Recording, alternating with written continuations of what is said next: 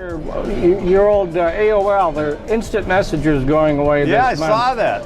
So 20 years and, well, I guess everything changes, right? Yeah, it's always a little disappointing because it was so successful for so many years, but AOL's obviously a different company now. I left it 15 years ago or so. So it's sort of, when I did see that announcement, I was sort of, our team was so enthusiastic about that, and at the time it was such a dominant messaging platform. But time marches on. It does, and of course Foxconn now is coming here. That was a big surprise. I know Wisconsin got them. Now we're going to get them. I guess that bodes well for Michigan too, right? Yeah, I think anytime you create jobs, it's a good thing. At the same time, I encourage people, when they think about economic development, don't just think about moving a factory or moving a headquarters, but instead backing the next generation of entrepreneurs who are going to create the big companies of tomorrow. So it's always a balancing act, and I understand why governors and mayors have to figure out ways to kind of create jobs in the short run. But I think the most sustainable way to create jobs is to back the startups and figure out ways to get some of the venture capital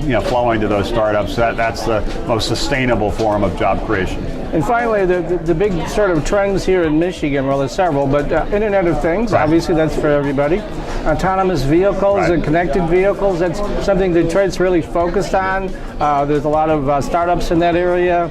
We just launched a startup in downtown Detroit called Planet M, where they're going to foster that sort of thing. Talk a little bit about trends for the future. IoT, is that the big thing? It's a huge trend. I think it's not just the Internet of Things. In my book, The Third Way, I talk about the Internet of everything, how the Internet's becoming baked into everything and is going to transform important aspects of our lives and big sectors of the economy. Healthcare, education, some of these things are up for grabs. So yes, IoT is a big deal. Mobility is a big deal, and I think that plays to the strengths of Michigan. So it makes sense to say, look, we have a century of understanding this industry. How do we couple that history, that perspective, with a bias towards leaning in the future, trying new things, taking more risks, partnering with more entrepreneurs in more places, and it's great to see the momentum there here in Michigan. I mean, is it really exciting for you to get out and meet all these young companies? It is exciting. It's sort of inspiring to see so many people, really kind of with a passion. I felt this, more than 3 decades ago. In 1985, I co-founded AOL, and seeing that passion in other people's eyes, how they're going to, change this or change that is important, and also